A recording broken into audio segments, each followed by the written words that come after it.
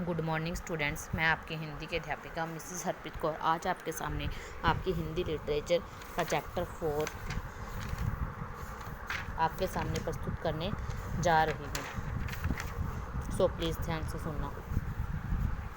Chapter 4 है पहली चोट। इस लेख में लेखक ने शहर के एक ऐसे ही पढ़े लिखे लोगों पर व्यंग किया है। इस पाठ में क्या है, जो राइटर है उसने किस पर व्यंग किया है? शहर के पढ़े लिखे लोगों पर, जो शहर की सुख सुविधा पूर्वक जीवन जीते हुए गांव की वास्तविक समस्याओं को सुलझाने का प्रयत्न करते हैं और फिर हार मानकर चुपचाप बैठ जाते हैं। उत्तम खेती, मध्यम बाण, उधम चाकरी, भीख निदान। यह कहावत पहले मैं कई बार सुन चुका था। अब हुआ यह कि बीए पास करने के बाद मुझे उधम चाकरी मिली ही नहीं। उत्तम खेती, मध्यम बाण, उधम चाकरी, भीख निदान, यानी कि स्टडी करने के बाद, पढ़ने के बाद भी अच्छी नौकरी ना मिल पाना। उधम चाकरी, भीख निदान, इसलिए उसे भीख निदान समझकर मैंने खेती के उत्तम व्यवसाय में हाथ लगाना चाहा। यानी कि उसने अपनी पढ़ाई को क्या एक भीख समझकर उसे खेती के काम में यूज़ करने के बारे में सोच लिया और अपने गांव चला गया। जो लेखक है, जब उसे नौकरी नहीं मिली, बीए करने के बाद उसे अच्छी नौकरी नहीं मिली, तो उसने उसे अपनी नौकरी को भीख निदान समझकर खेती को अपने गांव की खेती को अच्छा करने के लिए वह अपने गांव में चला गया। वहाँ गांव में उसके कौन थे? चाचा जी थे। मेरे चाचा जी ने मुझे समझाया कि खेती का काम है तो बड़ा उत्तम, पर फारसी पढ़कर जिस प्रकार तेल नहीं बेचा जा सकता, वैसे ही अंग्रेजी पढ़कर खेत नहीं जोते जा सकते। जब लेखक गांव में आया तो उसके चाचा जी ने उसे बहुत समझाया कि पढ़ लिख कर खेती नहीं की जा सकती। जिस प्रकार फारसी पढ़कर तेल नहीं बेचा जा सकता, उसी प्रकार अंग्रेजी पढ़कर खेत नहीं जोते जा सकते। इस पर मैंने उन्हें बताया कि यह सब कुदरत का खेल है, क्योंकि फारस में तेल बेचने वाले संस्कृत नहीं बोलते, खेत जोतते हैं।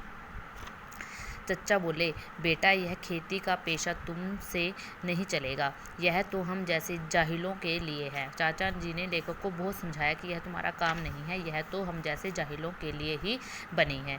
इसमें तो दिन रात पानी और पसीना, मिट्टी और गोबर में खेलना पड़ता है। इस पर मैंने जवाब दिया कि यह शरीर ही मिट्टी का बना हुआ है। तो जब लेखक के चाचा जी ने समझाने की कोशिश की, तो लेखक ने अपने चाचा जी से को उत्तर दिया, चाचा जी यह शरीर, जो हमारा शरीर है, वो भी तो मिट्टी का बना हुआ है और गोबर तो परम पवित्र वस्तु है। मिट्टी का स्थान यदि पंचभूत में है तो गोबर का स्थान पंचगव्य में है। मेरे मुंह से पवित्रता की बात सुनते ही चच्चा दंग रह गए। आसपास बैठे हुए लोगों में धन्य है का नारा लग गया। तब मैंने फिर कहना शुरू किया, और चच्चा यह खेती जाहिलों का पेशा नहीं है। बड़ों ने इसकी प्रशंसा की है। कोलाइल ने इस पर लेख लिखे हैं। टॉलस्टॉय तो स्वयं किसान ही हो गया था। वॉल्टेयर खुद बागवानी करता था। ग्लेडस्टन लकड़ी चीरता था। अपने देश में भी गौतम जैसे ऋषि गेहूं बोते थे।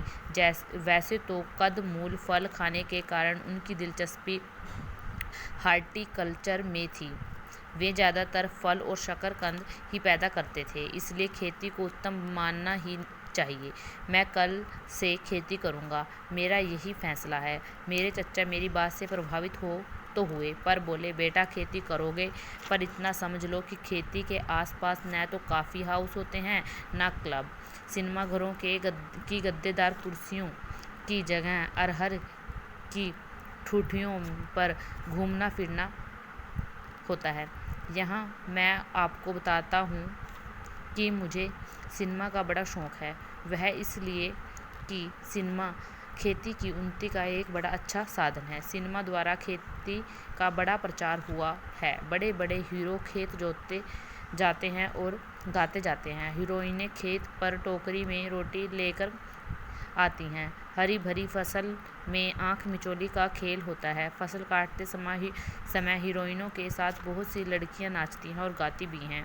वे नाचती जाती हैं और फसल अपने आप कटती जाती है। ऐसे ही मधुर दृश्यों को देखकर पढ़े लिखे आदमी गांव में आने लगते हैं और खेतों का चक्कर काटने लगते हैं। इस प्रकार सिनेमा द्वारा खेती की शिक्षा मिलती है।